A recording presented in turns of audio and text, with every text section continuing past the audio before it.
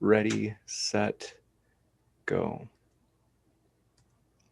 Hey, everybody. Today we're debating socialism versus capitalism. What is better for society? And we are starting right now with our capitalist guest, JF's opening statement. JF, thanks for being here, and the floor is all yours.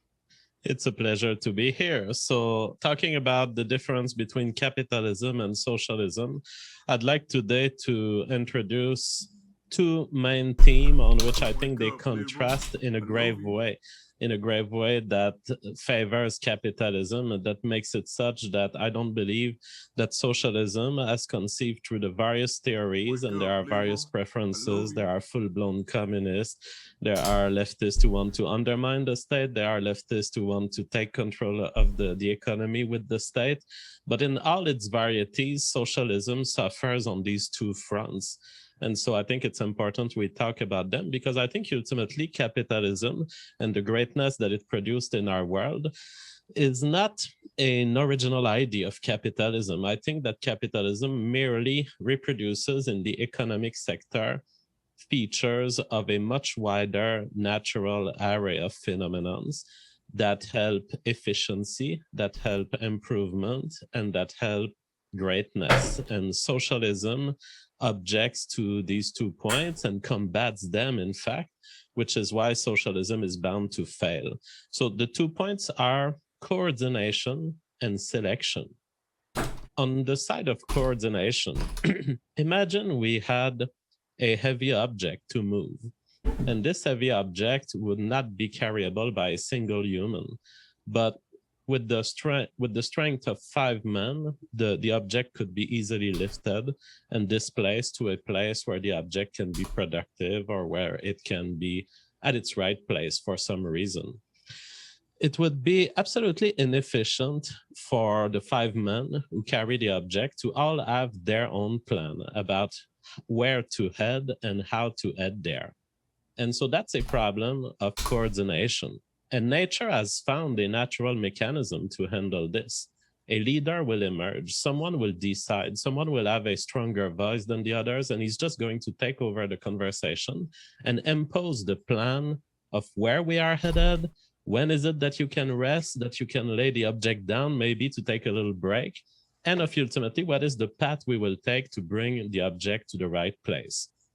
The reason leaders emerge is that the voices of the many are not good at coordinating a single plan of action, which is ultimately what matters for productivity. A single plan of action, not the disagreements of everyone, not the dreams of everyone, but a single voice to decide of an effective plan which is systematically more productive than the many plans that can emerge in everyone's mind. Nature has had its mechanism to find this leader. It goes with the status, social status, strength of the voice. Eventually, between men, there will tend to be an agreement on who's the leader, and most of the time it will not lead to a fight.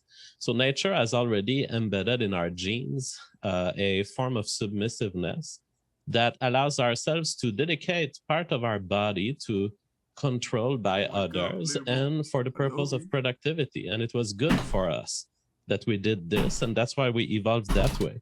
If we didn't evolve in situations that require such collaboration and coordination, we would have evolved to resist any attempt at controlling us, but we don't.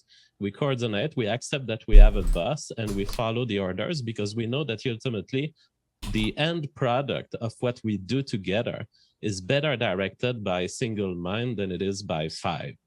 So the problem of socialism is that it attributes an illegitimate role to the authority that naturally developed in circles of men, and these days we could say women too. It combats this as an oppressive force that needs to be eliminated from society, and it wants to give a voice to everyone. But the reality is going forward with a plan that is complicated is much better formulated by a single mind and executed by many different people. That's one front in which socialism loses to capitalism. Capitalism has no problem creating a hierarchy of command. We understand that it's an hierarchy to which we adhere voluntarily. People are not forced to go work at McDonald's or Walmart. They can work there or they can work elsewhere. But ultimately, by destroying this effective hierarchy, socialism is depriving us of the efficiency of single mind planning. On the other front that I want to bring tonight, selection.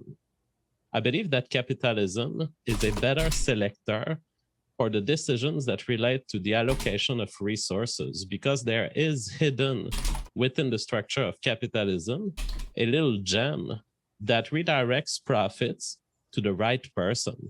And it's not that capitalism was formulated even consciously to do that. I believe that capitalism, just out of the rights of property that it offers, kind of accidentally leads the right people to have sums of money that are big enough to direct to other human beings. And here's how it works. Someone who has a stack of money in their bank account in capitalism, and I'm not going to talk about the corruption of the state or the bad dealings that happen in capitalism. I know there are dishonest ways to get money in capitalism, and I object to them as much as the socialists do. But as far as getting money into your bank account honestly in capitalism, what it involves is you have to produce something. You have to make a product that people will give money for. And just because of that, ultimately capitalism concentrates the resources in the bank accounts of those people who are the best at serving others, or who may have had a parent who was very good at serving others, or a grandparent or a grandparent, etc. No matter how the money gets into the bank account, it has served someone's purpose for a moment, so much so that they were willing to pay for the service or for the good that they're buying. As such, capitalism is giving power to a bunch of people who are the perfect decision makers for society to be more bent towards serving more people, towards serving them more efficiently, toward producing some superior good or service that people want. Socialism doesn't have a mechanism to ensure such efficient distribution of resources. If you give a voice to all the workers, there's no proof that these workers are particularly good at management. There's no proof that these workers are brilliant or innovative in any way. Why would you trust workers at a job that they've never done and to which they've never even demonstrated any sort of talent for? Well, we have the answer from people like Socialism done left here. They take issue with power. They want to give the power back to the worker because they misinterpret the coordination signals that are legitimate, that come from nature and from the capitalist emulation of nature. They want to combat this because ultimately they are still teenagers in revolt against any sort of control over their actions. But they are revolting against something that is ultimately in their own benefit, the performance and the improvement of efficiency that is allowed by properly organized hierarchical societies, which have led to the most productive, most beautiful, most desirable places to live in the entire history of humanity. Socialism done left here wants to abolish this because he is a teenager, and I'm sorry, it's not even a comment on his age, but the leftists are, they take issue with the parental authority and they extrapolate this to the entirety of society, when in fact, by listening to this authority, they could lead productive lives that could improve the worlds of tomorrow. Thank you. Thank you very much, JF, for that opening statement. We will kick it over, but just want to say, folks, if it's your first time here at Modern Day Debate, we're a neutral channel. And hey, if you haven't hit that subscribe button yet, hit it now, as we are pumped, as there are many upcoming debates that you don't want to miss. An example being next week, Destiny, JF's old buddy, will be here debating Marxism. You don't want to miss it. So with that, we will kick it over to Socialism Done Left. The floor is all yours for your opening as well. Hey, so I'm Aiden, run the channel Socialism Done Left. So why socialism? First, I want to outline what I think socialism means. And there's many types of socialism, and I understand JF might not know particularly which kind I'm talking about. So I'm going to cast a broad brush. And So what I like to say is that socialism has four main characteristics.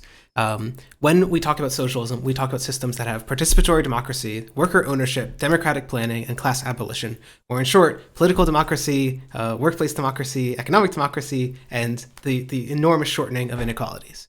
When I think that you look at each of these four areas, it is enormously better to have systems that are further in this direction than less in this direction. I won't talk too much about the political democracy point, so that might be important to Gariepy's point about inequality, which I think we get to in the response in a moment. But the three things that I think are really important for understanding why socialism would benefit most people and would therefore be better for society are looking at worker ownership, at democratic planning, and at abolishing class. The last one I think is the easiest one to understand. Right now, enormously, the fruits of our society go to a relative few of society. Both in terms of consumption, income, and wealth, people at the top get more than everyone else. This has costs for everyone else. It drives up the cost of education and capital goods. It makes it harder for people who are poor to accumulate wealth. In short, it makes it harder for people who are poor to live a good life. This is something that, this is not just a Marxist argument or whatever. This is something that neoclassical economics, mainstream economics, believes, called marginal utility of income. People's happiness rises with income, but doesn't rise linearly. Dollar is worth more to a homeless person than it is to a millionaire.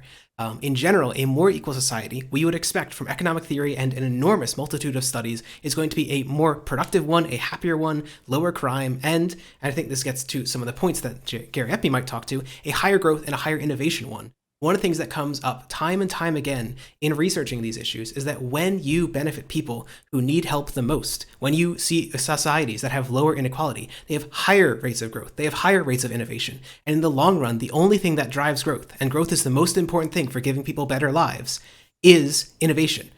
Building societies where everyone can access education and have like a fulfilling, productive life is one in which society will be better in the long run. That's why we see countries like Sweden and most of the Nordic countries, which tend to have very strong social democratic nets, and I'll touch on a second point for democratic planning, tend to do very well on measures of innovation. In short, I think that both from the perspective of just even in a no growth society, it would be better to have a more equal society. And in terms of a non-static society, of a growing society, it is better to have a more equal society. So in short, abolishing class, trying to drive down wage inequality, wealth inequality, and making everyone's life more equal, giving everyone basic needs, what I like to talk about as universal basic income, universal basic needs. These would make life better for everyone, both in the current moment and in the future, or virtually everyone. The second main point is this idea of democratic planning. Right now, the market decides most of what is produced in society. Yes, there's some government planning. Yes, there's some government regulation, but the market is the strongest factor. And unfortunately, the market doesn't always align with human need. Again, mainstream economics, there's this concept of a negative or positive externality. Is a very simple one. Sometimes the market prices something higher or lower than it should be. So for example, the market doesn't care much about polluting carbon. The government has to make it care about polluting carbon. The market also doesn't care very much about housing people, except for the money that it can get from housing people. It doesn't care about any of the secondary benefits that people get from being homed, like say being able to be more productive and more innovative. So the market undervalues housing relative to how much housing benefits society. The market does not put a high enough price on carbon relative to how much carbon hurts society. These are mainstream economic theories, and this is why you have to have government involvement.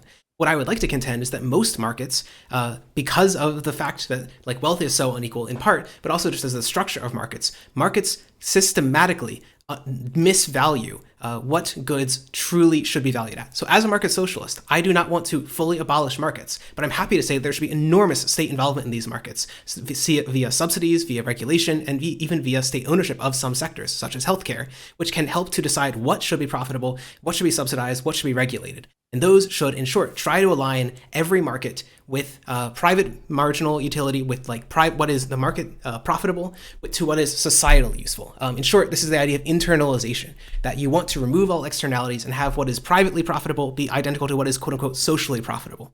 And again, this is not like a Marxist point to make. This is mainstream theory. And finally, I think this point might be one that interacts most with Gariepy's points about hierarchies, is this idea of worker ownership. This one I think is fairly simple. We would not accept in society a system which failed to allow us to choose our political leaders. We would not accept that some guy who happens to inherit, the firm or the country to just appoint the people in charge of us. That is monarchy. We, in fact, had a whole revolution about this. I think that most people wouldn't accept it, and for good reason, because democracy works better in political systems and in the workplace. When people can choose their own leaders, they tend to do better than systems where they can't choose their own leader. There's a lot of research that co-determination, where workers are actively involved in the co-management of a firm, such as in Germany, improves the productivity of firms, not reduces it. There's similar but more mixed evidence, and because they're a smaller sector, that proper worker cooperatives owned and operated by workers are more efficient than non-worker cooperatives. The simple reason why is because people who work have knowledge of what that work does. This is literally a point brought up by libertarian Hayek, that there is local knowledge in production. When you get workers involved in the management of a firm, it enables them to have more of a stake and more of an ability to direct that firm to manage things productively.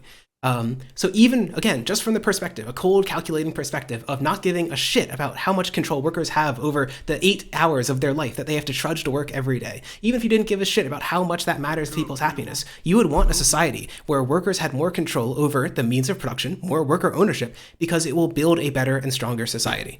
So in short, I think that it's hard to want a society where there is so much inequality, where we don't try to solve market failures, and where we don't have worker ownership. And that's why we need socialism. You got it. Thank you very much. Socialism done left. Also, want to let you know, folks, our guests are linked in the description. So if you'd like to hear or read more from our guests, they are linked in the description box right now. And so you don't have to wait any longer. You can click below. And with that, we'll go into the open conversation portion. Thanks so much, gentlemen. The floor is all yours. Well, Thomas Howard on the regular chat said something very interesting. He says, obviously, JF is laughing internally at the idea of worker ownership. Do the workers really own anything in a socialist system? And that would be a question I asked to Aidan. The current system, for example, the federal government in the US is a democratic one.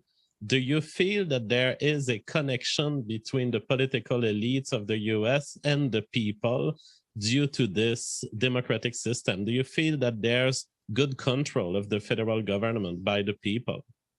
There's not great democratic control. The US is a particularly poor democracy. In better functioning democracies, there's a lot better control. Yeah, and so that's why one of my main points is this idea of participatory democracy. What I would actually appeal to as a bigger point, there's this really good book that came out 2 years ago by a non-socialist, Daron Acemoglu, spelled A-C-E Moglu. And it's called the narrow corridor. One of his big theories is that the most successful states have been those that grew out the power of the state and grew out the power of society, basically more democratic power at the same time. The best example that he points to is Sweden during the social democratic era, because it enormously grew out the power of the state, the social welfare, and it also grew out the power of unions and political parties and other abilities to check the state. So my suggestion is, first, stronger, better democracy to better control the system, but also extra legal, like extra electoral methods to check the state should also be strengthened. Stronger unions, stronger local political organizations, absolutely. Now, would you acknowledge that your theory and your desire there is reliant on the people being wise and wanting to do good? What happens in a democracy where the vast majority of the people do not care about hurting minorities or about impeding on people's rights? The same thing that happens in markets where people don't give a shit about that. People buy child labor products every single day. People utterly failed to destroy segregated houses back in the era of Jim Crow, right? The idea that only democracy has this problem where bigoted people can hurt other people is absurd. When we look at the evidence, democracy systematically does better on these issues. I was going to point to way at the beginning, in fact, the first paper, by Acemoglu in 2002, you were talking about like what allowed us to historically get out of sort of this like long march of poverty. And one of the things that he demonstrated is that the returns to growth in Western Europe from the unique trade with like the Atlantic, the whole discovery of these new continents were entirely linked to how democratic those countries were and the strength of those countries' institutions. There are extremely strong links between democracy and growth. Well, where I take issue is that yes, there can be bad things done in the capitalist system, but there is a way you can disengage from it. In the capitalist system, if you ultimately you don't buy a product, whatever the thing being done for the production of this product will not be done. And in that way, capitalism gives more power to the people, in my view, than democracy. The problem of democracy being that not only does it listen to the voice of everyone, and they are not necessarily competent at making managerial and societal decisions, but on top of it, it gives them the power of the state, which no corporation has. It gives them the power of writing the law, and ultimately it puts them much closer to the violations of individual rights that a company couldn't possibly do if we're in a somewhat legal, lawful society.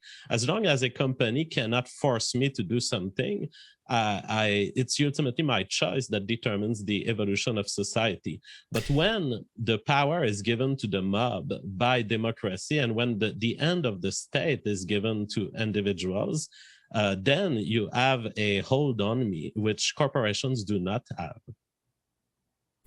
Sure. So I do agree that there is some risk of democracy as like a sort of majoritarian system overriding people's will. That's part of the reason why I support some markets. And that's also part of why I talk so much about extra electoral checks on democracy, because you need those to try and hold democracy back. But I think that it's hard. So on its own, there is a slightly higher risk of being forced to do something by democracy, by like the government, than like a pure, well-functioning market. Perhaps let's just grant that.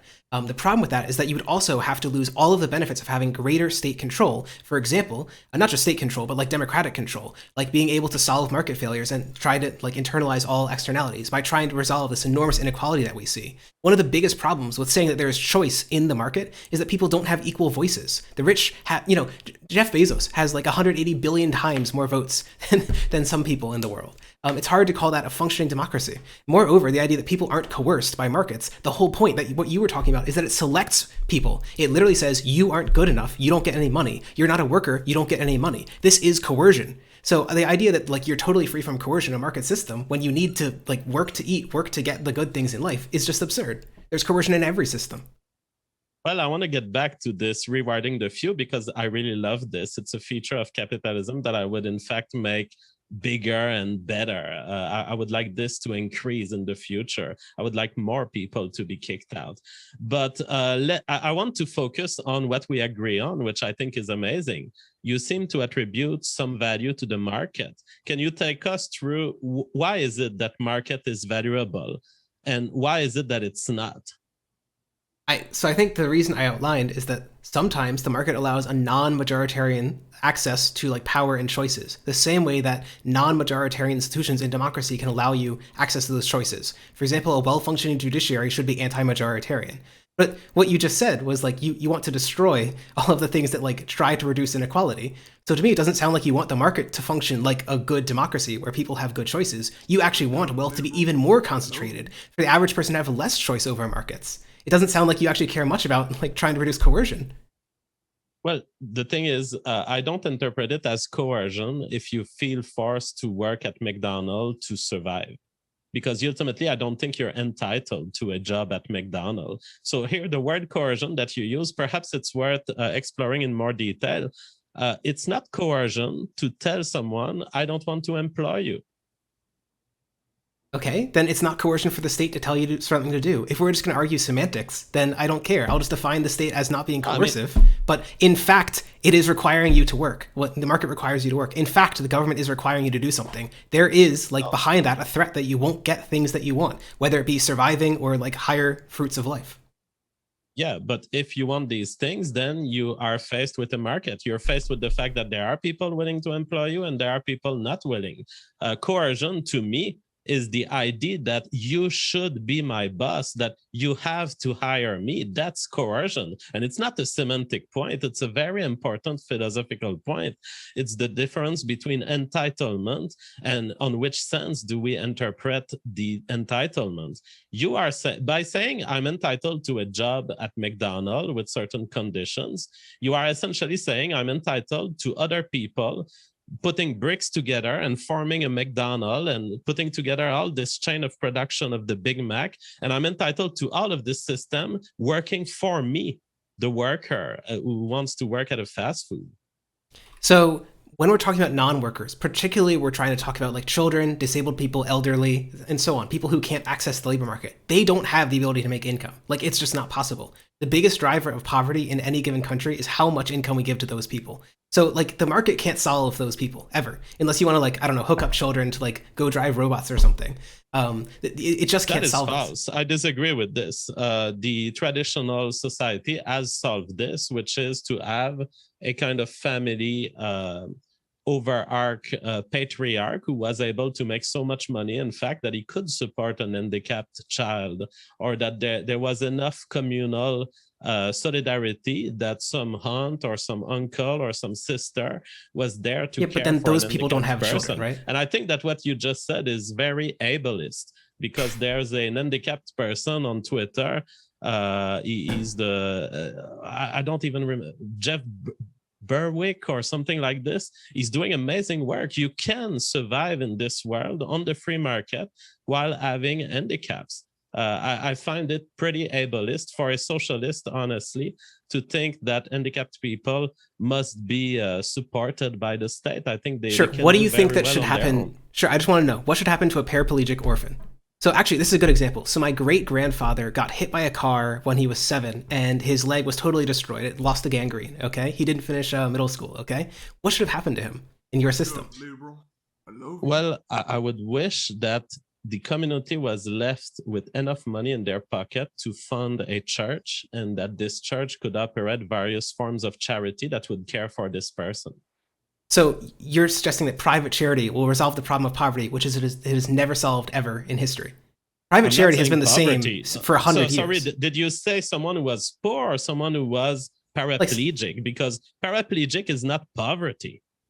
Sure. So the general idea here is that we don't want people to like struggle to access their basic needs, because that prevents them from being productive members of society. Maybe I should actually focus on this more rather than trying to defend this idea. Why do you think that not everyone should have access to like education, for example? Do you want everyone to have access to high school education? No. Okay. So why not? Why do you think that would make society more productive? Well, I'm not thinking about in terms of society being productive. I'm thinking in terms of coercion and illegality. So ultimately, when you state someone is entitled to a high school education, what you're really saying is, I'm entitled to steal money from someone, to pay a teacher, to propagandize this particular child because I think it's better for society for some reason. That's theft to me. And so it's coercion. Sure, if you're saying like, you're entitled to anything, you're entitled to the services of the janitor of the school, of the teacher of the school, and I'm against coercion. That's why. Sure. So I come at this from a more utilitarian view. I think some theft can be justified. And the simple reason is that some theft makes everyone better off. Modern society would not be possible without states guiding markets. There's actually a book that partially touches on this, like a history of American law. We had to create the modern legal system and the modern market structure. They didn't just spring out of nowhere. They are like guided by well-functioning governments.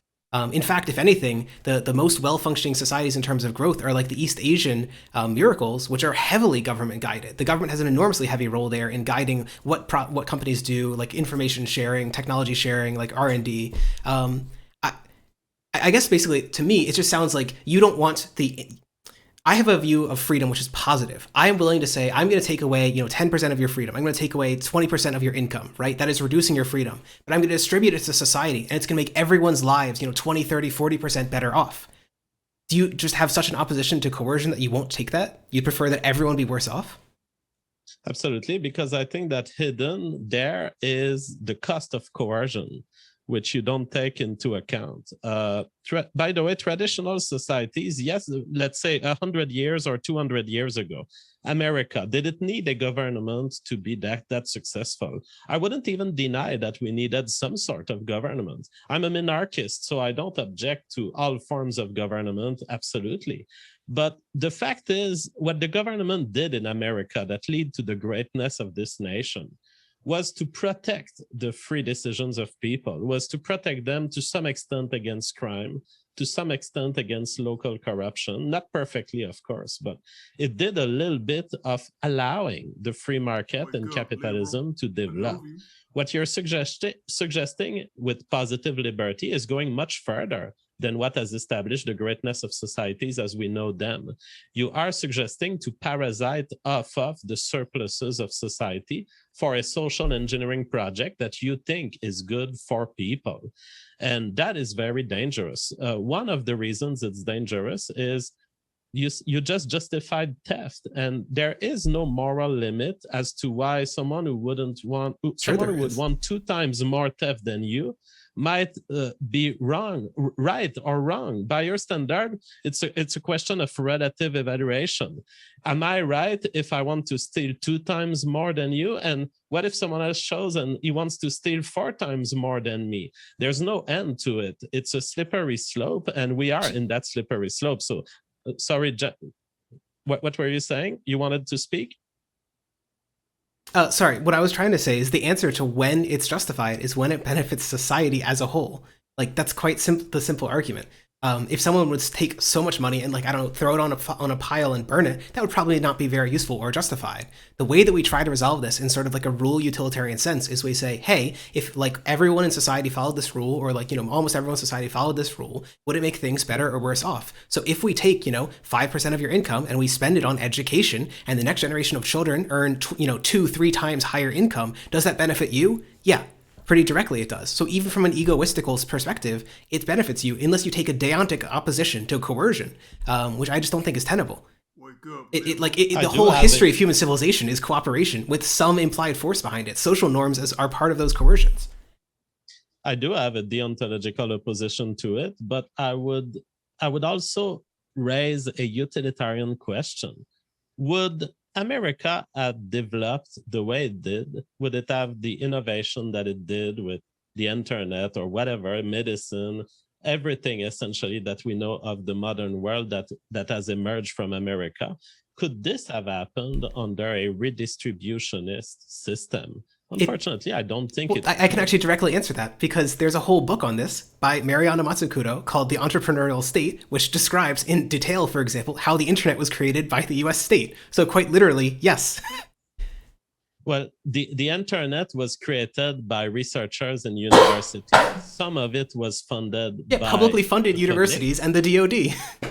But there's no evidence that the free market wouldn't have been necessary and has not been necessary for this. The reason the internet developed ultimately is that there were already lines of communications before the internet. There were BBSs, there were private companies laying down these wires across America. So ultimately, internet may have been thought of in terms of its digital structure by a university researcher. But other than this, it developed into a society that was heavily invested in capitalism and private ownerships of these networks. So I guess the problem that I'm having here is when we look at the modern examples of economic miracles, it's the East Asian countries, which follow something which is called like the developmental state, which is why Mazzucato titled her book The Entrepreneurial State. It is precisely the ability of the state in those countries to coordinate production. One of the big things they did is technology sharing. When one of the companies got new tech, they would share it with the other ones. When one of them figured out a new way to like organize their factory lines, they share it with the other ones. This sort of like a cooperative development model was enormously influential in their very rapid growth. Like South Korea approached European levels of GDP in just like 40 years, and a huge part of that was this level of cooperation. I think this idea that like only capitalism can deliver innovation is absurd when, if anything, there are theoretical reasons to believe that capitalism underinvests in research and development, underinvests in human capital. You just said that you wouldn't support high schools for everyone, and neither would the market.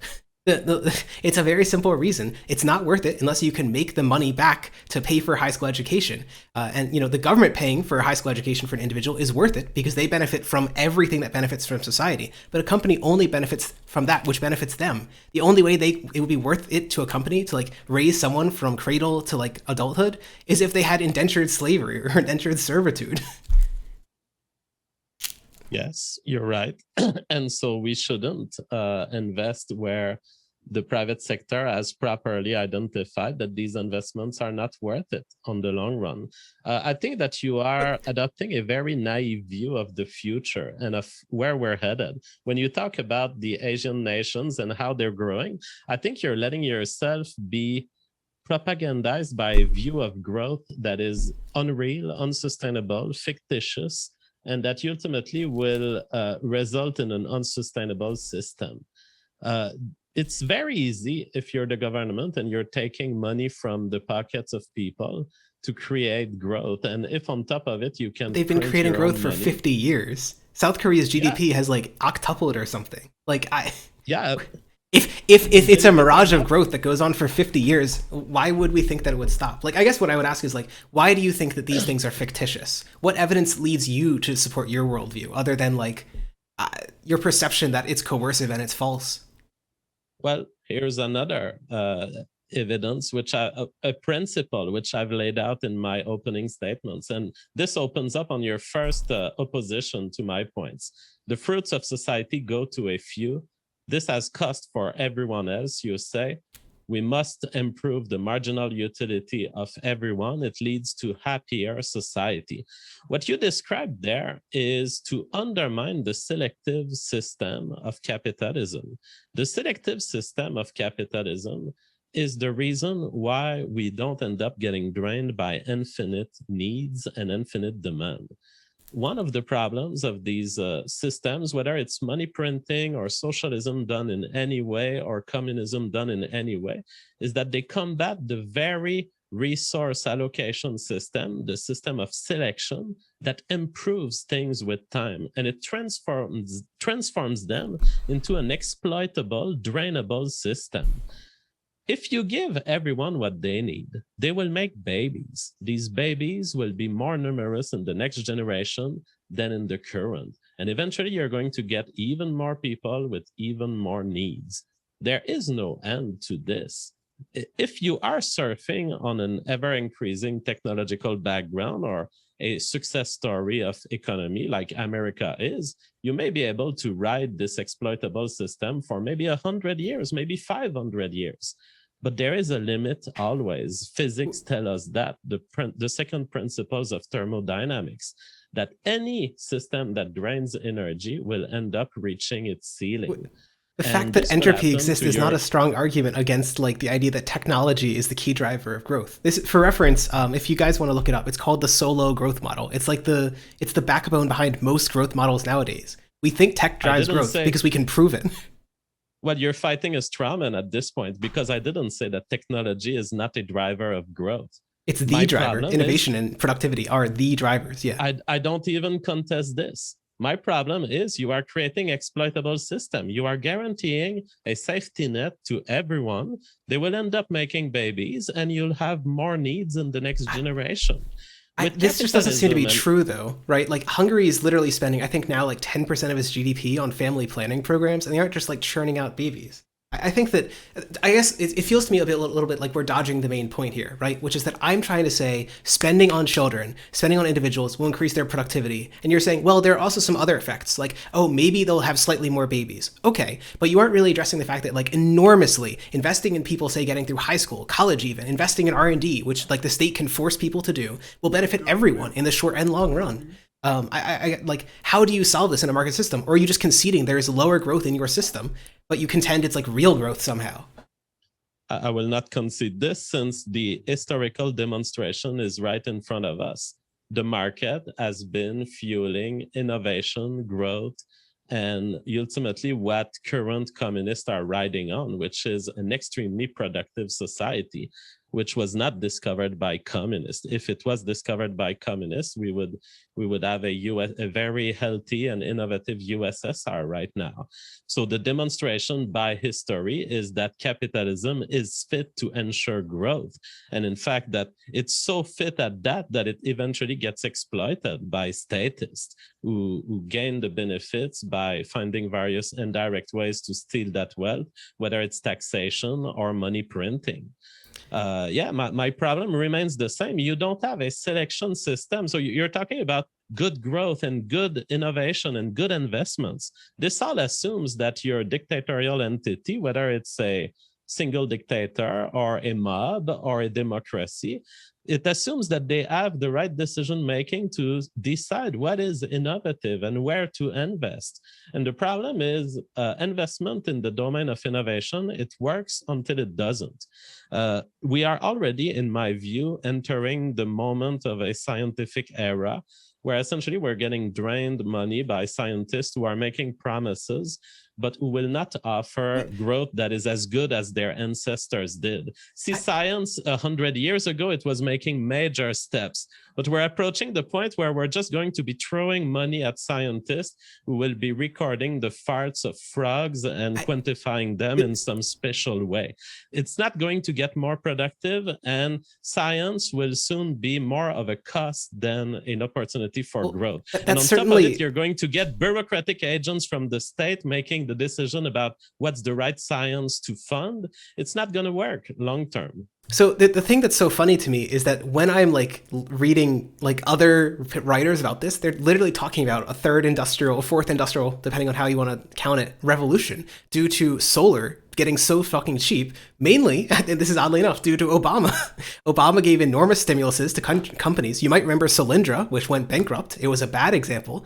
And then part of the enormous stimulus also went to a whole bunch of countries, companies, which worked out really, really, really well. The cost of solar went down like 10 times in 10 years, something along those lines. People are literally talking about like the electrification of the entire third world due to stuff like this. Just, mRNA vaccines. Do you have solar panels?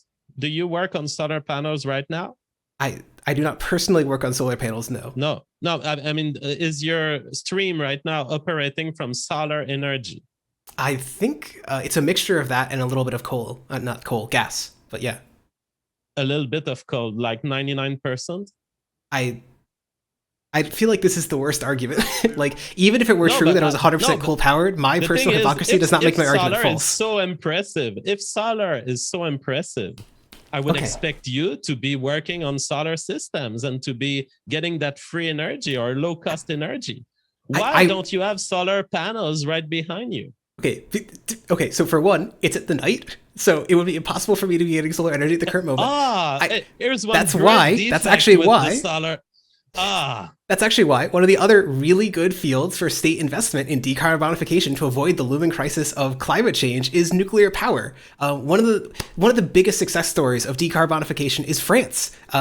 During the years like 1960 to 1980, I believe, during like the dying years of Keynesianism, before we got back to neoliberalism and moving the direction that you're talking about, they built so much nuclear power that they reduced carbon output 4.5% per year. The target that we've got to reach, according to the IPCC, is around -5% per year. Like, we can do it. The state did it in France. The state was doing it in South Korea. The state was doing it in Japan. Nuclear is one of those things that the capitalists can't invest well in because it's so expensive and it takes so long to reap returns. It's one of those examples where state investment is just unambiguously better. Yeah. No, and it's the perfect complement for solar. Yeah. First, there are plenty of companies that build nuclear weapons in the US. And we're not talking about weapons, we're talking about plants. No, but yeah, let me explain to you why they don't build plants. It's because the state will not allow a constant demand, and they will self-appropriate through monopoly with regulations around this industry in such a way that it's impossible for a company to invest the amounts of research needed for this without the guarantee that they will be ever able to sell this energy. It would not be a problem for private companies to develop nuclear power and to produce it. Right now, the problem is it's not really efficient. It costs a lot per kilowatt-hours to operate a nuclear plant, and it's still not viable. And on top of it, you get the regulations that essentially render it impossible. So one of the things that's interesting is that the idea that nuclear is really expensive is true, but only in the United States. One of the things that's really interesting is that in the United States, nuclear power, it was mostly like public-private partnerships where individual nuclear power plants would have to be designed for an individual site, like worked with the local government and planned out. So there's a little bit of regulation involved, but it's also a little bit of one company can only raise enough money for one plant. The French and the South Koreans didn't have this problem because they had state-owned utilities, and the French built like 100 nuclear power plants, and the Koreans built like I want to say like 25. And so they had standardized designs. They had teams that worked on it for decades, and they just plopped them. It's another example of how like a state investment can actually improve productivity over having a company that is too small to do so. That's just another way to do theft. When the state says, okay, I'm going to make the regulation system so hard for you that you won't ever dare build one, and then I'm going to build my own. That's a way the state monopolizes certain markets, and I find it sad. Personally, I would love to see more nuclear plants, but unfortunately, yes, it's not developing in the US, partly because there's some hate against this type of energy, and ultimately the companies cannot be involved in the risk that it means to be interacting with uncertain and changing governmental regulations. This is certainly possible. Like there is literally a study on this, on like the cost of nuclear to production. And the United States, it like rapidly goes from like 1,000, what is it? Well, like 1,000 per terawatt to like 9,000 per terawatt. In France and Korea, it stays around like 2,000 per terawatt. It never goes down. It never goes up. I guess more generally, like to get off on the topic of specifically nuclear and specifically solar, the argument that you're trying to raise is that like, hey, maybe science will eventually be bad and like a bad investment. Sure, it could be, and then maybe we shouldn't invest into it, okay? But like right now, it seems like we're seeing enormous returns to science. The other thing I was going to mention, there's solar, but there's also mRNA vaccines. Literally funded in part by like NIH grants. Those probably will revolutionize medicine. They might solve HIV/AIDS. Like we're living in an era of like incredible biological and like physical technological breakthroughs. Yeah, I mean, I can't believe that you are making your flagship of your ideology the realization of mRNA vaccines. But okay, I can take it. I don't want the mRNA vaccine. I'm not interested in this progress. I'm not interested in a molecule that enters my cell. But that's me. If people want RNA vaccines, they should take it. I'm fine with it. Let's move to your second point, democratic planning. Sure. Market is deciding. Unfortunately, it doesn't always align with human needs. Why are human needs your unit of societal control?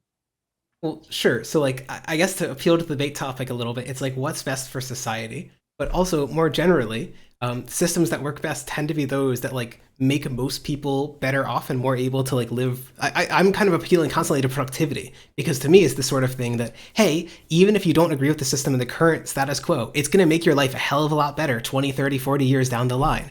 Higher innovation, higher productivity is really, really worth it to you. And if the market won't support that because it's not going to give people a middle school or high school education, which apparently is your position, then that's bad. That's real bad. Do you realize that humans in their natural state, if you fulfill their need too much, there will not be that extra motivation? Do you realize there is such a thing as fulfilling human needs too much for their own mental and physical health? So the only study that I've seen that relates directly to this is it relates to the marginal utility of income with respect to happiness. And so it found that there's a log linear relationship, that each time you double your income, you get linearly more happy. So there is a point at which you do get diminishing returns, but I don't think that there's a point that we know of anyway at which too many resources is going to like harm people as far as we know. Are you familiar, for example, with the differential of diagnosis of depression in Africa with respect to, and in poor countries in general, with respect to Western civilization? No, I'm not familiar with the diagnosis of depression in Africa. But it turns out that depression is a rich person's health problem, if you will.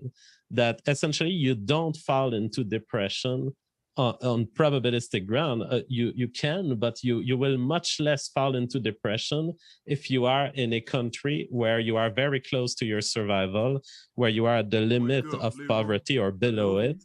And in fact, these people do not suffer from depression as much as the wealthy people of the rich parts of the town in Western civilization. So I have no idea whether this is true. I can't speak to it. Something that I think is an interesting related problem is that we solved infectious disease and we solved most acute conditions like accidents and other killings that people stopped dying of them and they started dying of heart disease and cancer. So we were so successful as a society that we increased the rate of cancer and we increased the rate of heart disease. This doesn't mean that more people are dying of heart disease. It's just that they aren't dying of other things. I think I don't know whether it's true that people who are very poor are not depressed, but to me, if the best argument for capitalism is that people will be so poor that they won't be depressed, that seems like a very poor system. I would rather take like a doubling of depression if most people can live in like wondrous prosperity. I think you're underestimating the importance of this argument, because I think what it demonstrates ultimately is that we are creatures that have evolved for a struggle, and the modern world, and worse, perhaps the world that you want to make society become, is a world that doesn't satisfy this need for competition, this need for struggle. And it may be the case that in the way we have evolved, we just need that kind of stimulus. We need to be thrown down the cliff so we can attempt to fly, and we need to feel that perhaps I will die feeling, to be innovative in a meaningful way. But that's just perhaps not true. It's the way humans connect with planet Earth. But the idea that you literally need to be like on death's door to be like innovative is just not true. There's literally, I think Mouthy mentioned this to you in his conversation, which I skipped through. He mentioned a very famous study called Food Stamp Entrepreneurs, which showed that when people got food stamps, they were more likely to become entrepreneurs. There are like dozens of other similar studies. I mentioned in my intro that like social democratic countries are better at building startups. There's evidence that like generally more equal societies have more startups. It seems to be that when the main limiter to people forming businesses and getting their ideas out there is not that they're like just too bored and lazy, it's that they don't have the means to get access to it. That's why it matters so much that we give poor people these access.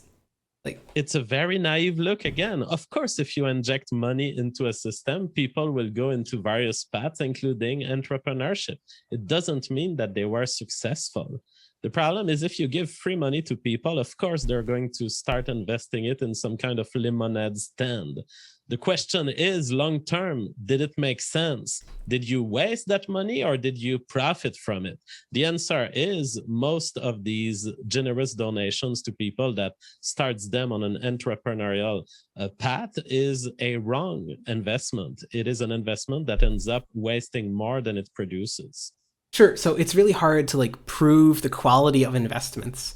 So I guess there's two things here. One, a lot of people in my chat are like spamming me these studies about rates of depression and lower income. I don't know what the truth is, but like studies I have seen generally find higher happiness with higher income. So I don't tend to think this would be true, but like directly addressing this point, there is only, as far as I'm aware, one study which looks at like the efficacy of like state R&D investments versus private R&D investments, and it's in pharmaceuticals actually.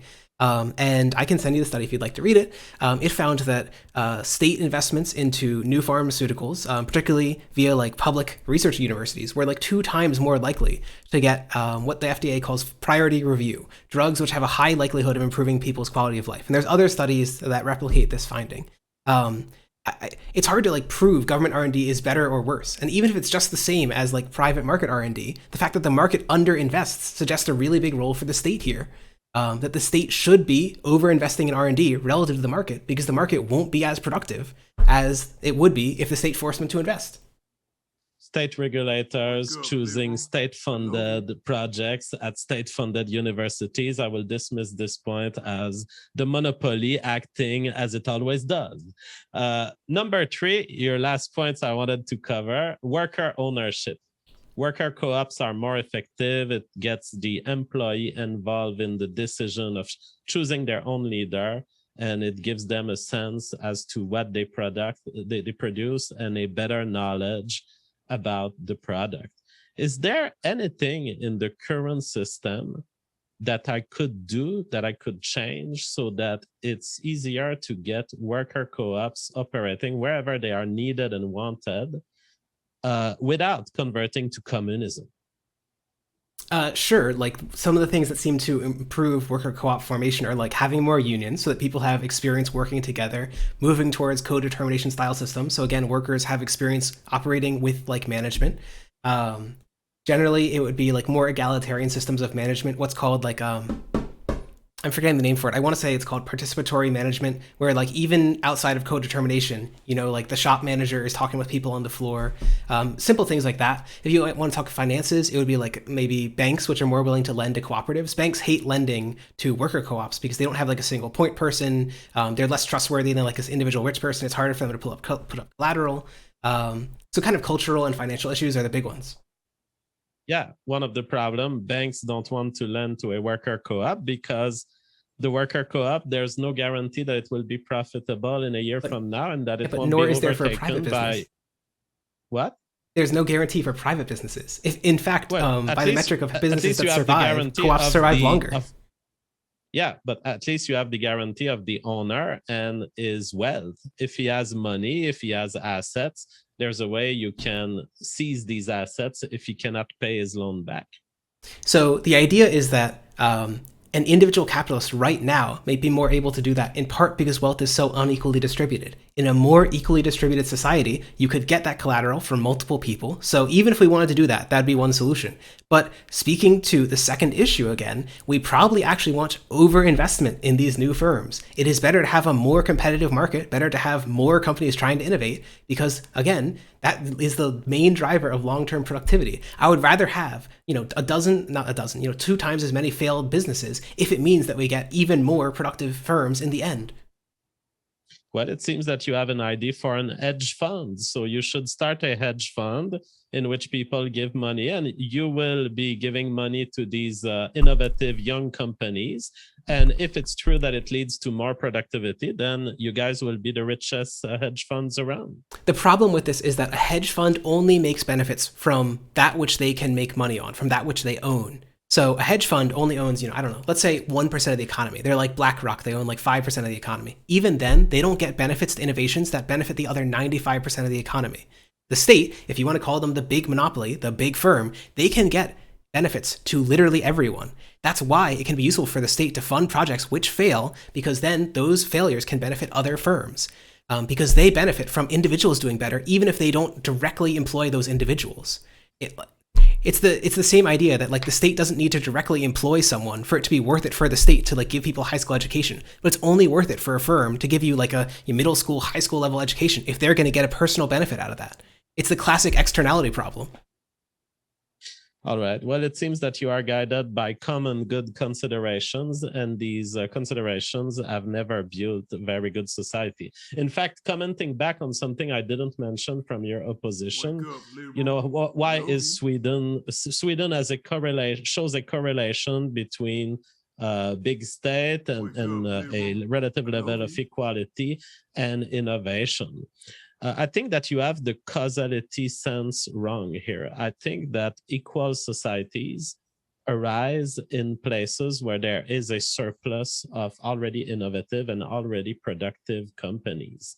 I think that shows the evolution of both Sweden and many countries of Europe and America. Essentially, it's a grift that has happened where educational systems have grifted upon already successful societies in a way that leads people to believe that education caused these productivity increase, when in fact the game was already set before the modern educational system of America popped into existence. So I guess that we can be headed toward a concluding statement. I don't know for you, but as far as I'm concerned, I will say I'm not satisfied that these armchair managers like Aiden, who doesn't seem to have been implementing in reality his plan. He just sees the beauty of the state and wants to recruit it for his view of the common good. There's no reason why his project about worker co-ops and democratic decision-making, if it was efficient, there's no reason why he wouldn't be able to implement it in our societies. He may be facing some cultural backlash, as he calls it, or banks not wanting to give loans, but this has never stopped the big innovators of this world, the big innovators of this world, the people who have invented modems and the people who have invented CPUs. They did it in their garage, and the more they were showing that they were successful, the more they were attracting funds toward them. And so if the socialist ideas of Aidan are working so good, I hope that we can find a little town in America where they can demonstrate the viability of it. And then eventually it can grow. And the more people are willing to give their money to these young, unworking little projects and entrepreneur dreams, the more it will be successful. But I don't think it is successful. And I think that's the reason we don't see much worker co-ops. It's just that competitively, they cannot generate a good product that is as good as what a private corporation in a capitalist system can do. Gosh, any concluding thoughts from you, Socialism Done Left? Sure. So I think that a lot of the fundamental issues in this debate were kind of danced around. So I think that there was no convincing solution to like how should markets solve externalities, no convincing solution to like, oh, markets underinvest in research and development, no convincing to answers to like why the development states have grown so quickly other than to say it's fake. There have been no arguments other than, I think the only argument about like more equal societies being higher growth was that, oh, it's correlation, not causation. We can literally look either at like welfare studies, like you add the welfare policy, people get more productive, which obviously is causal. Or two, you can look at, there's a neat meta study about this that correlates high quality studies, like higher levels of inequality to lower levels of growth. In short, I think that a lot of the fundamental issues we didn't actually get into the meat of, but we just kind of like moved on to the next issue. So I guess the concluding thoughts that I would say is that obviously the system I'm advocating for can't be done as an individual firm. I've tried to say again and again that one individual firm can't get the benefits of everything you would need to do to build a productive society. You would literally need a firm like, I don't know, Amazon times 10. Maybe they can do it. They start building company towns. They start educating company children from like cradle to grave. They start giving them company healthcare cradle to grave. Yeah, maybe then you could get it because you've got indentured servitudes. You've got another state de facto, but you can't do that when you're an individual firm. An individual firm can't capture all of those benefits, which is why the market doesn't do so. It's why the market wasn't funding people to go through high school until the state stepped in to do it. The state has resolved a lot of these problems. I want to see the state become more democratic, both in directly better democratic elections and externally having more control via non-electoral control like unions and political parties. That's sort of the participatory democracy point. The second point that I want to argue for is worker democracy. When we look at evidence on worker democracy, they're 2 times more likely to survive 5 years than our conventional firms. This idea that worker cooperatives are just like bumbling around with these idiotic workers who don't understand because they're at the bottom of the hierarchy, they're at the real lobsters of the world, right? It's just not true, right? The reality of this is that worker cooperatives are generally as good or slightly better than conventional firms. So the main reasons they don't succeed are cultural failures, basically. A lot of places don't have the ability to form cooperatives because people don't know how to. They don't have the incentive to do so, or they don't have the capital to do so because they don't have it individually and banks won't lend to them. This is why I suppose as like stepping stones, I talked about increasing rates of unionization and co-determination. So like sectoral bargaining as in France and co-determination as in Germany would be good first steps. And then third point was this idea of democratic control of like the economy. Again, it's this idea that the market, as I was trying to mention again and again, underinvests in key areas. It doesn't ensure that everyone has housing, but housing makes everyone better off. It reduces the likelihood that you'll become an addict, reduces the likelihood that you will commit a crime against other people. It literally benefits other people if you are housed. And the market does not provide sufficiently cheap houses for people to do so. The state can step in and solve that. An example for this would be Housing First in Finland, which has de facto eliminated homelessness, and it's benefited Finland as a whole. In short, I think that it's very hard to come at this from like a pure libertarian anti-coercion standpoint and not have any good solutions to like market externalities and then conclude that your society will do even better. Particularly when I believe there was a quote that in ancient times, people were happier, that like people in poor countries who are themselves poor have lower rates of depression. Like the society I want to see is not one where we have to be so poor that we don't understand how like unhappy we are. I want to like live in a society where everyone can be so prosperous that you too can afford a therapist to make you feel fine. And then finally I said, the fourth point was this idea of class abolition. In short, a more equal society tends to be a better one, higher in terms of growth, as I mentioned, and more able to build worker cooperatives and happier and lower crime. In short, There's a reason that these structures have produced happier and higher productivity societies in other countries. We should absolutely adopt them in the United States. We are going to short comments. Can I give 3 short comments on this conclusion? On the question of depression and not knowing that you're unhappy, you can see what Haydn is ultimately. He's a moral, presumptuous person who believes that he knows better than the African, that they are unhappy, even if they're telling him that they're happy. This is shocking for me. It's borderline. I'm shocked. And as far as the point on worker co-ops, these studies that show worker co-ops last longer, that's a smoke screen. It's a bunch of facts that you can interpret that way. Here's another way to interpret it. The worker co-ops should have been closed. They were producing stuff that wasn't needed, but they were kept open by workers who are the parasitic entity of these unproductive systems. And a third point I wanted to talk about is Haydn indirectly, directly implicated through his statement that the state is putting us in indentured servitude. And so in this whole debate, he has admitted both that he is for theft, and now in his concluding statement that he is for the state, which puts you in a state of indentured servitude, which means that he's both a thief and a slave owner. Okay, I can accept this difference. Gotcha. We can give you a response, Aiden, if it's really short and pithy, and then we'll go into the Q&A. Slave owning, good. Theft, good. No complaints there. Gotcha. We're going to jump into the Q&A. I want to remind you folks, our guests are linked in the description. So if you want to hear more from them, you can. And that includes, folks, if you're listening via the podcast app, we are now, if you haven't checked us out yet on the podcast, basically pull out your favorite podcast app and look up Modern Day Debate, as we were excited that we are now on there and active. We post all the time. And so if you're listening via podcast, you can find our guest links in that description box as well. So with that, we're going to jump into it. And so thanks for your first question. This one coming from, I don't know if I'm pronouncing this right, Bert Kreischer's Fake Laugh says, let's be honest, nobody can really step up to Papa JF. He's too smart. You got a fan out there. Logical, plausible, probable says, does innovation require investment capital? So I think this is for you, Socialism Done Left. They say, if so, in your utopia, who makes those investments? Who does the valuations? Does return on investment go to investors? Sure. So there's 2 answers. One is social wealth funds. I would point to a great paper on the topic by Matt Brunig, who talks about how social wealth funds can act as active managers of state investments.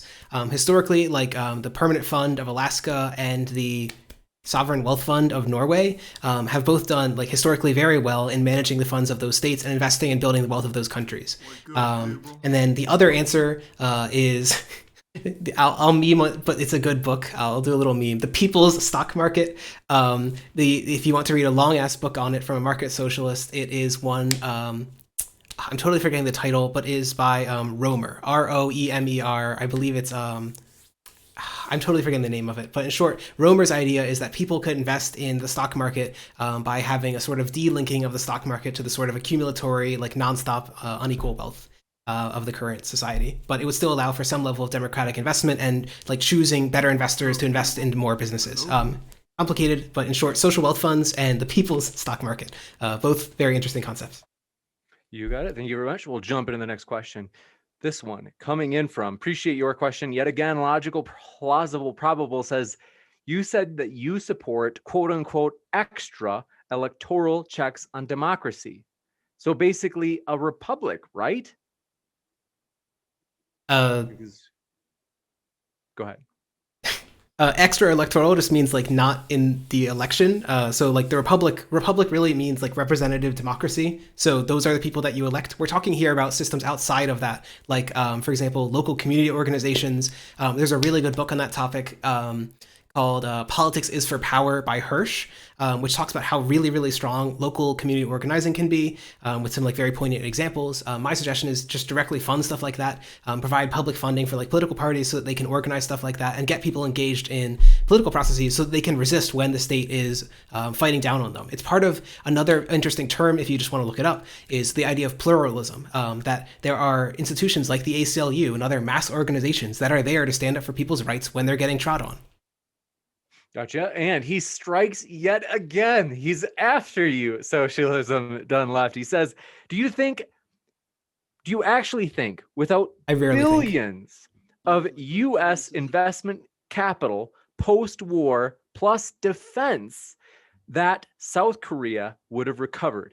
If so, you're off your rocker.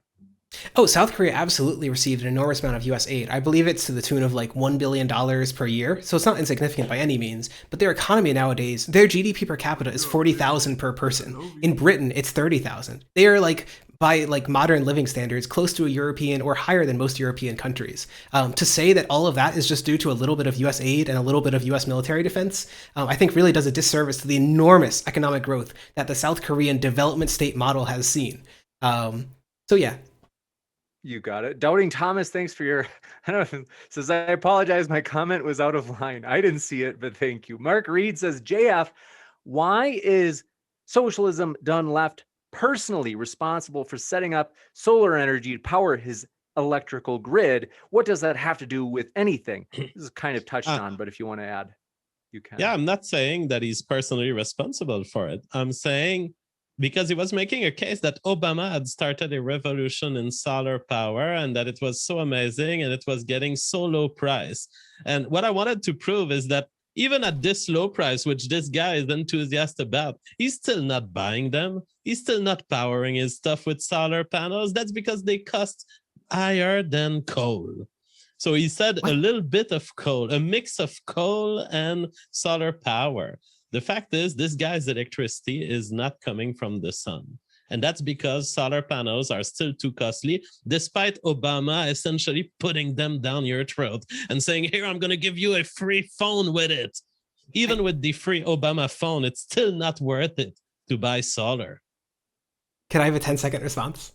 Sure. Yeah. There's tons of solar places being built nearby. Solar is in fact cheaper than coal. If you just want to Google Lazard solar cost study, Lazard, Lazard, like it's something like 2 times cheaper nowadays. Coal plants are literally shutting down as a result. All right. Well, we should see solar spread because the companies that are still using coal are absolutely ridiculous to do this. And logical, plausible, probable can't help himself. He comes in again. He says, Socialism Done Left, France is trying to get off nuclear power because of environmental activist lunacy for quote unquote renewables. Are you not aware of this? Yeah, that's dumb. I don't like socialism doesn't mean that you have to agree with everything everyone's dumb says, right? Like, I think that capitalists also shouldn't have to defend that you should like defund public schools or something. I don't think that just because a crazy idea exists, it's my duty to defend it. This is quite revealing because here we have the problem of dumb people in democratic systems. And what Aidan is arguing for is to let ourselves be guided by the dumb.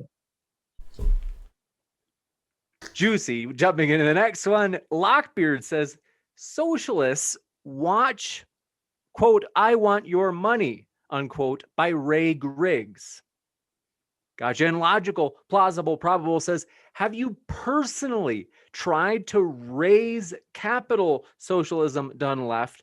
It's government regulations that prevent seed round investments from banks. Are you not aware? I'm sure there's some regulations on it. I don't think that's the major complication.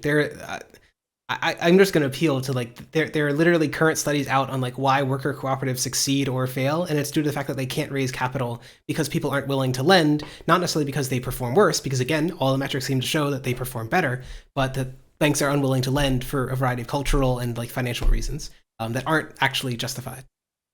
Gotcha. And Super K Pill says, JF, do you agree with your opponent's claim that taking wealth from the most productive people and redistributing it to less productive people makes us all better off?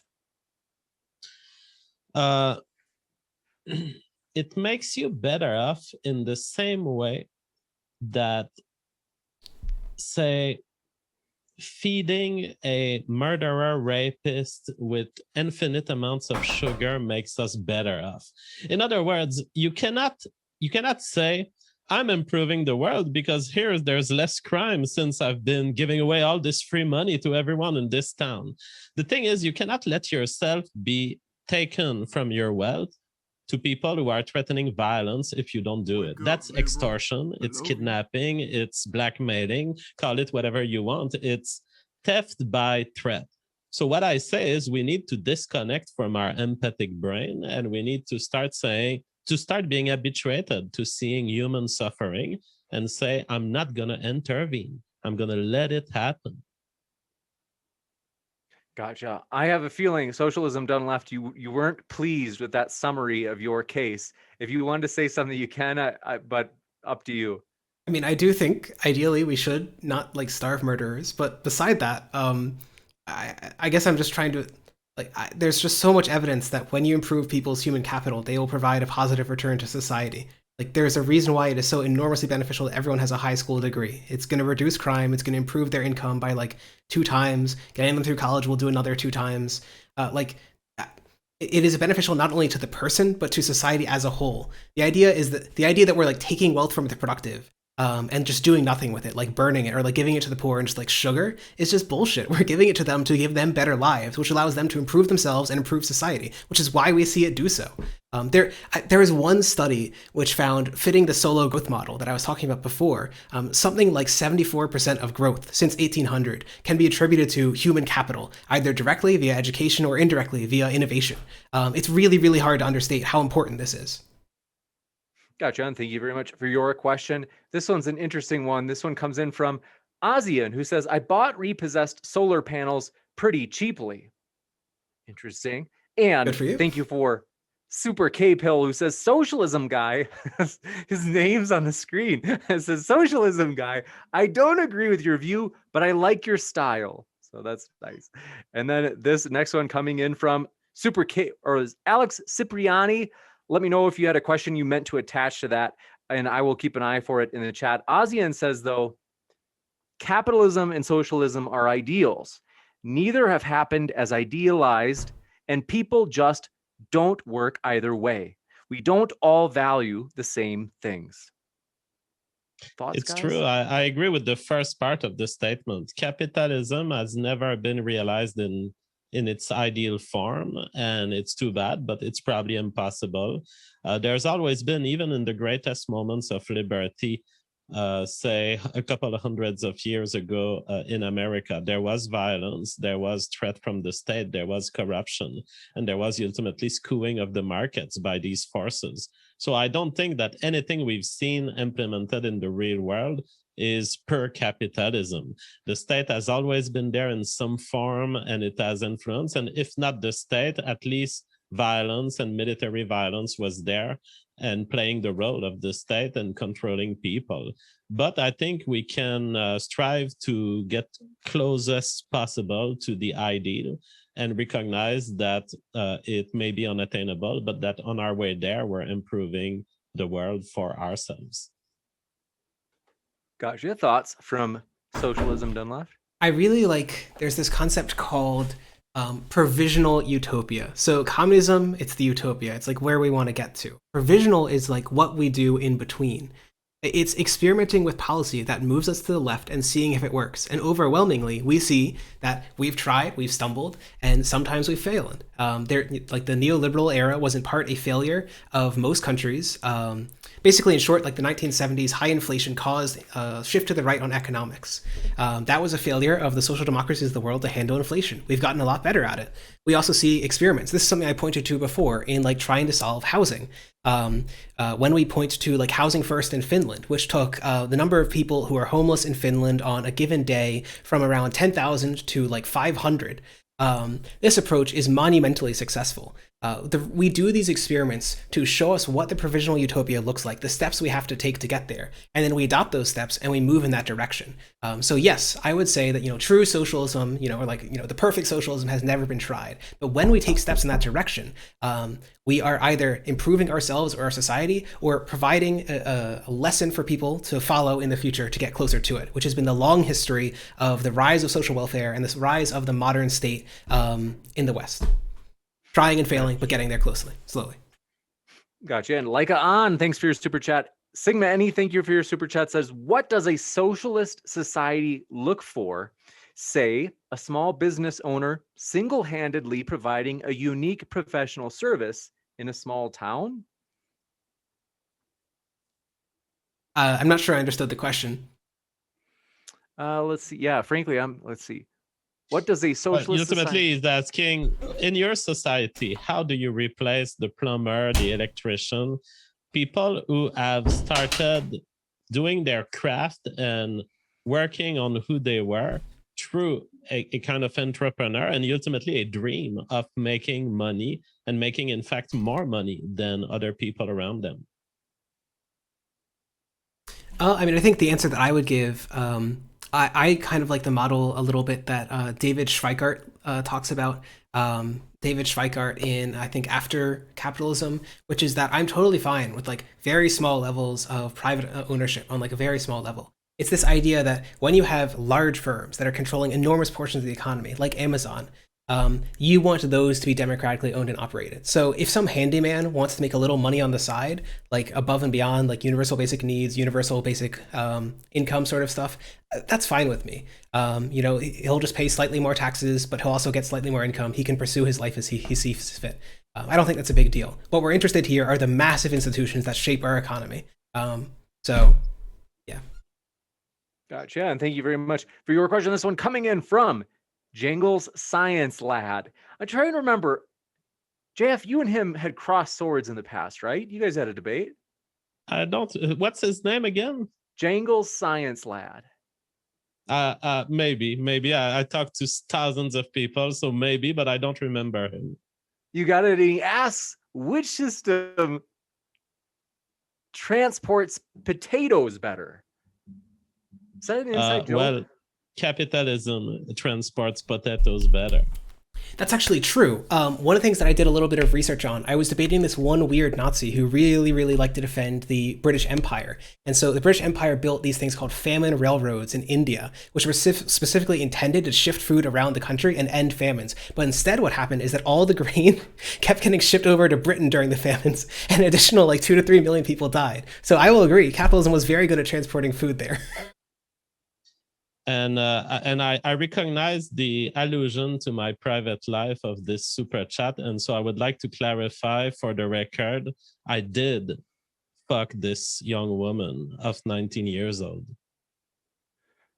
Okay, guys. I have no idea. But anyway, the next one coming in from Lockbeard says, socialism done left needs to literally stop saying literally.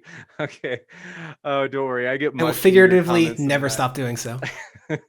Like On says, JF, just because people in the developing can't afford to be depressed doesn't mean depression doesn't exist.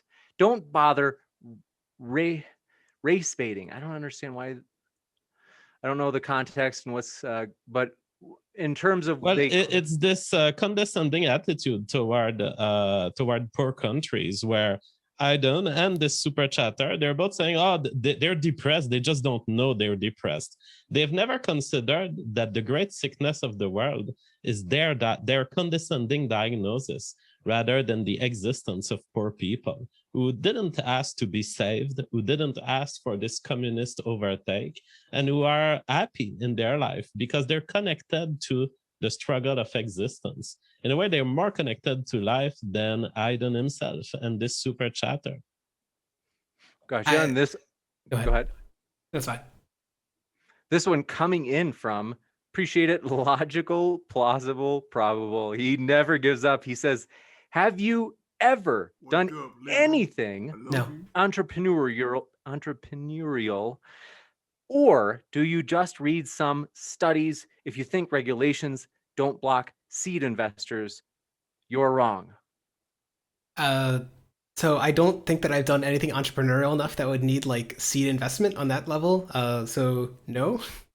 I don't think that's a very strong argument though, because in general, there's not a lot of strong evidence that this is, to my mind, there's not a lot of strong evidence that this kind of regulation in particular is the thing that really hurts firms actually getting started. It's possible that there is. If you want to like DM me stuff, feel free to read it on Discord, but I don't really trust anecdotal experiences in general, right? If you were to tell me like, hey, I was in seed stage investment and the government really helped me out, okay, and it got me started, that wouldn't be strong evidence for socialism. That would be a shitty anecdote. I don't trust it either way. This is why we look to empirical evidence, because it's part of having a well-functioning epistemology.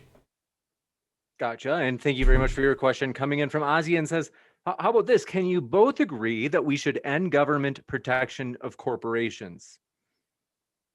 No. What? If you, to have a well-functioning market, this is something that like virtually everything in neoclassical economics would agree.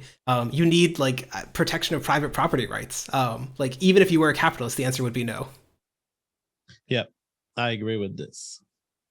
Now, Gotcha. Instead, the government should protect the corporations by bringing them into the watchful hands of the workers. No, just protect them by ensuring that they're not being burned down by your side of the political spectrum, Aiden. You got it. And this one coming in from Logical, Plausible, Probable. He says electricians, plumbers, and iron workers, etc., are making way more money than average and can get paid to learn. Oh, sure. So there is definitely a segment in which adult education can be partially solved by the market, right? Like this is kind of what he's getting to. Some employers will pay you to do occupational learning, in part, especially when they can like know that you're going to stay on a contract for a while. But this is not the general case. It is very hard, for example, let's say that like an engineering firm was like, hey, we need like 10 more engineers. Well, first off, they need to say something like, hey, we need 10 more engineers 10 years from now, because we're going to pay for their middle school and their high school and their college. This idea that markets can solve these, even though they have never done so, and like virtually all of the evidence seems to show that like well-functioning public schools function better than private schools. I think it's just absurd. There's a reason why governments are really good at solving this. It's because they don't have the incentive problems, they have long time frames, and they've got deep pockets to actually improve people's ability to be productive and like happy and well-functioning members of society, which is good for them and for the rest of us. So thumbs up. You got it. And just checking for any last questions, looking for serious questions, folks. And let's see, Lockbeard, thanks for your question. This one is, that fucking have cat these keeps guys tripping me read, out. quote Oh unquote, my God. Atlas Shrugged? I couldn't get through more than 2 lines. I hate fiction. What's that? I think it's a line from like Sam Harris or something. The worst thing the Bolsheviks did was give Ayn Rand an education. That's my take. Terrible writer. Juicy. And so I want to say thank you, everybody. I think that we, just to respect the time of our guests, want to say thank you to them. They are linked in the description, folks.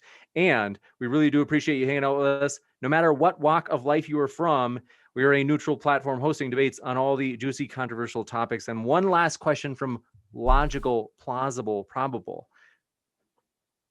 Says massive shortage on trade workers, socialism done left. You said they can do some side work on your fantasy land. So I don't have the types of inequality that we're interested in ending are not like, oh, I'm making $100,000 a year. I'm making $200,000 a year. The top 1% of America gets like 25% of the income. They own like 40% of the wealth. I'm not interested meaningfully in like trying to stop incomes of like $100,000.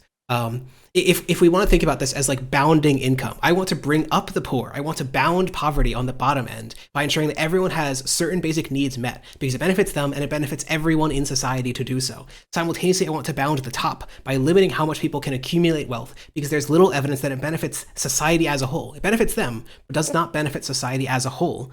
And so, in short, I'm not interested in stopping the handyman from getting his $100,000 salary. I'm interested in stopping someone from, particularly it's like the top 3% or so, getting enormous benefits from the capital ownership that they have. And also somewhat a little bit limiting extremely high incomes, which are mostly tied to financial sector incomes and managerial incomes at the very, very high end. But mostly it's capital income that we're interested in limiting. Gotcha. And Leica On also sent in the last one, said, I'm African. A lot of people in Africa are depressed. Interesting. True. JF, it sounds like you would say that the meta-analyses or the studies that are out there, though, you would say, so it's fascinating. No, I mean, it's a consistent finding that the levels of happiness reported in poor countries is systematically higher than in advanced countries. So that's undoubtable, even if this guy knows someone who's depressed. Gotcha. Really, I've never read any of that before. It's interesting stuff. And so I want to just say, though, folks, we appreciate our guests. So we want to encourage you to attack the arguments, not the people. And also, JF, that's right. I know that you have, I have not put it in the description yet, but I will throw your Amazon link to your book that I had just seen you lift earlier. That's right. And so want to let you know that will be added to the description post below as well. And so thank you guys, though. It's been a true pleasure to have you both, JF and Socialism Done Left. Thank you so much for having us. And by the revolutionary phenotype, or your genetic descendants will be abolished from the earth. Thanks Thank again you for very much. Sorry. No, go ahead.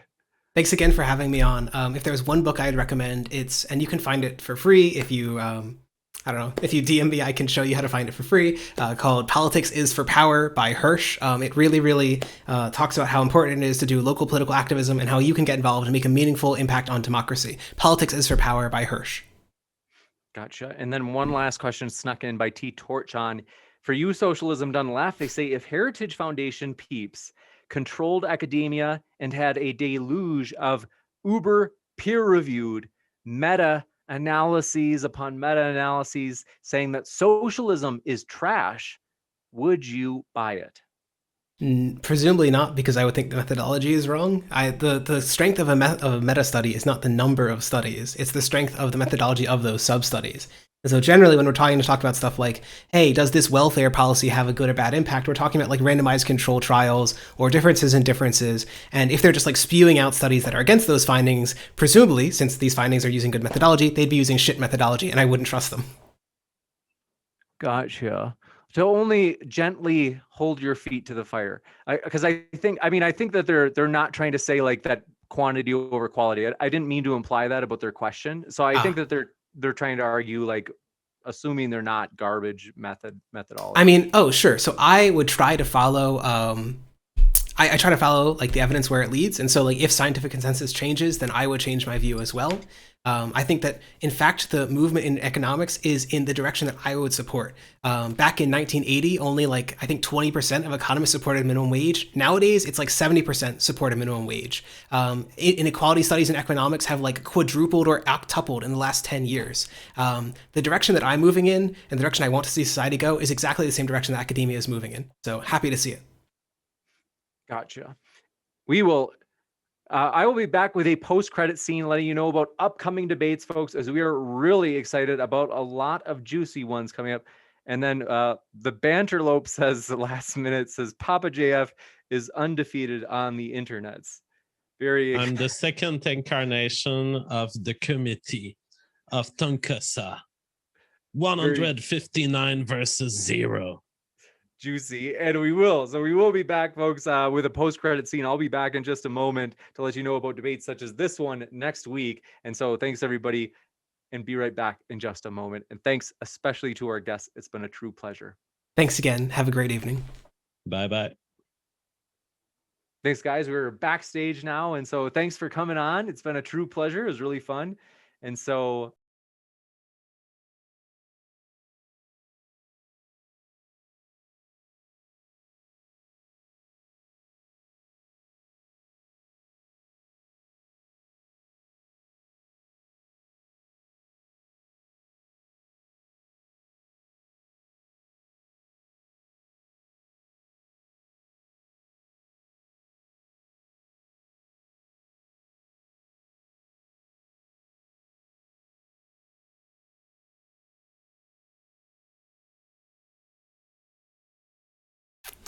All right.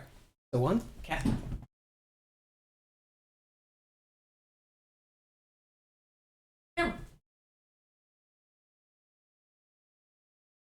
Wake up, liberal. I love you.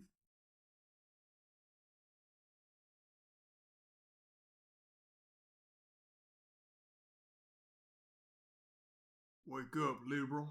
I love you.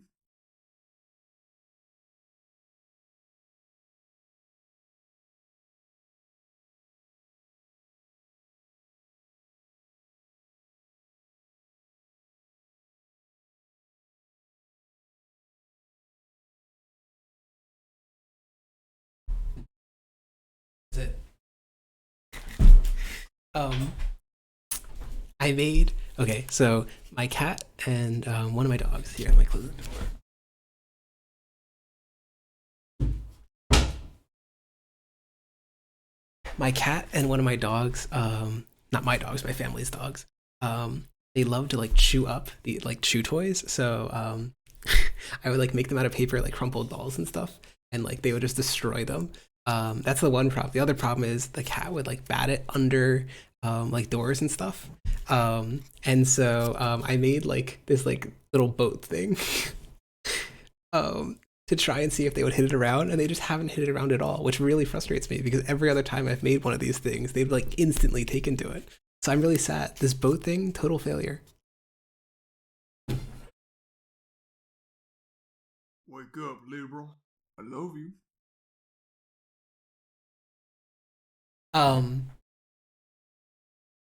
So yeah. Now it's a hat. Wake up, liberal. Ooh, they're doing it.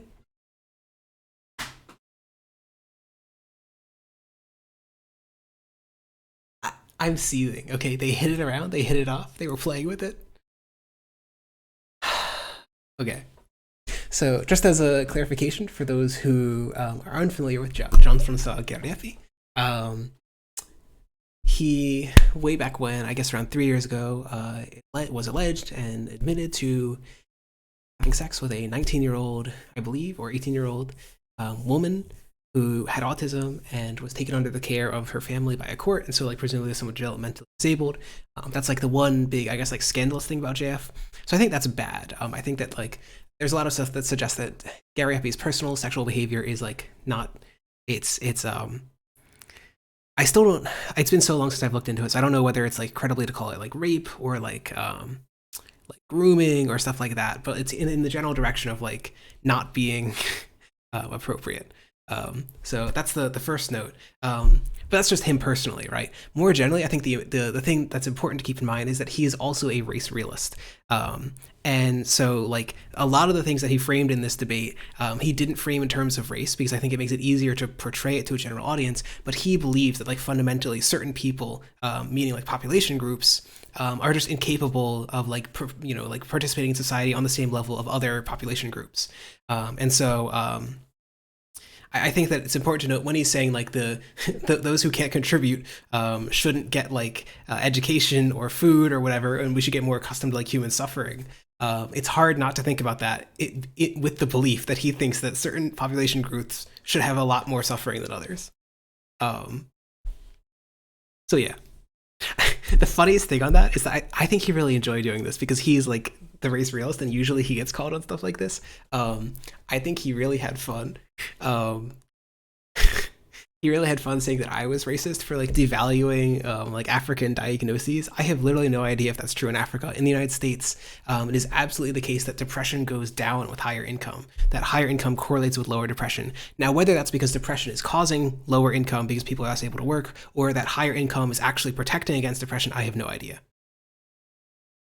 The Nico-sam tells me to read this. Well, the Nico-sam, I actually wrote that article. So if I read it, I'd just be rereading what I wrote, but it's not too important because I think that, I don't know, I'll point in the general direction. If you want to read it, the Rational Wiki article has some stuff on it. Yeah, way back when, I did write that article.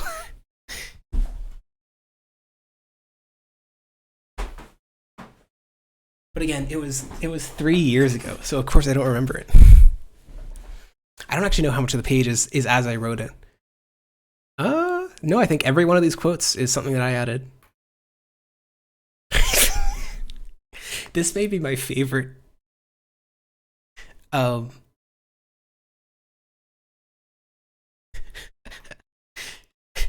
So, as a tiny backstory, the reason I got into politics, and the reason that I got into Discord was literally to join this guy's Discord server because I wanted to take screenshots of weird things that he said on Discord relating to his relationship and destiny, being a Jew or whatever. And so from that, I got into like debating Nazis, who there were a suspicious lot of on the JFG server. And then I got into like broader politics. And then 3 years later, you have the beautiful hunk that is before you today. So you have this guy to thank for my career. So the thing that I was scrolling by that just, I think this is, yeah, I think I probably took this screenshot. Yep, I took this screenshot way back when. Like, he said, quote, "Let the Jews take all the screenshots they want. I am a libertarian and I respect the Jew." What? And he has these like log rants where he accuses Destiny of being Jewish. I don't know. Yesterday, a Jewish Twitch.tv star, who I will not name, has come into my server and violated several rules, including posting porn and doxing. Another Jewish YouTuber accusing me of sexual assault. I don't know. Jewish Cuban.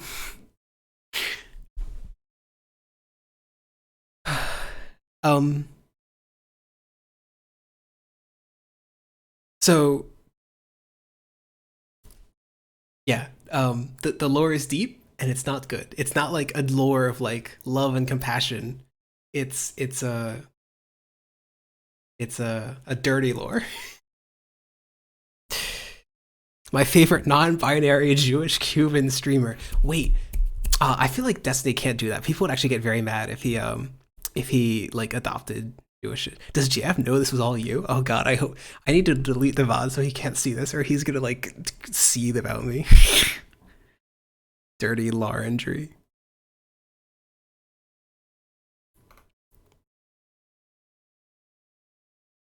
It may be, I don't know what this is in reference to, but it's not due to being closer to your own survival. The things that got me, oh,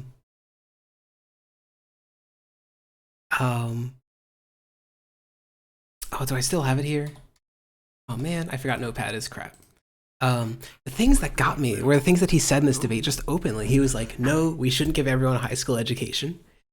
He said, oh God, there were some other like he was openly so minarchist in a way that this is something that's so interesting to me. That it's something that some libertarians actually complain about is that humans naturally have some inclinations towards like collaboration and cooperation. Like naturally, we aren't just these like cutthroat, horrible animals. We do like a little bit of charity and nicety, meanwhile, like he's just like, yeah, I think we should just let people. That was the line. He said we should get more used to seeing humans suffering. What the fuck, man? He's a Hoppian. You should expect the absolute zero level of compassion and humanity. Slothrops, I totally agree. What's so interesting to me is that this line of thinking, I think that it's so easy to see how fascist and libertarian ideology can really mesh well together in a libertarian context, because it's like, oh, I think the best people should rise through society to like dominate it. Oh, and you know what the best way to do that is? I trust the market to do so. And it kind of works out that like, oh, quite fortunately, the groups that you tend to favor tend to be those who already have a whole bunch of money, who will survive well after you like eliminate all the like welfare. He said, or I'm supposing this is a quote, he said, "Why should society be concerned with human needs?" The thing that got me is I like so often asked him questions like, oh, but this improves productivity and improves society as a whole. Why wouldn't you want this? And he was just like, no. And at first it was like coercion bad, but then later on he shifted to, yeah, this is what Bunbury Dumbly says. He shifted to a proper like social Darwinism. Like productivity doesn't matter. We just need the smarts to like survive and the dumbs to die. Wake up, liberal. Hello? Allegedly, he wants to minimize consent. So he wants to minimize coercion. So he wants to maximize consent. Allegedly, no name bore. I don't get it. What else should society be concerned with if not each other's needs? I guess, so his argument is presumably like, oh, I'm justifying theft. I am saying, yes, we're going to tax you. Yes, we're going to take your time and freedom. But we're going to build a society with that time and freedom, which actually makes you more free and gives you more time. It's this sort of positive freedom vision that like you aren't free because the government stops you or doesn't stop you from something. You are free when you are actually able to pursue something. And so like when you're uneducated, when you're poor, you're meaningfully unable to participate in society, participate in democracy. Maximize consent. I actually quite like that description of it from Lactoid, but maximizing consent is a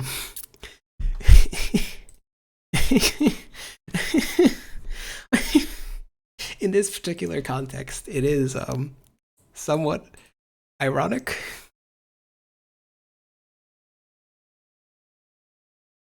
I'm gonna get some water.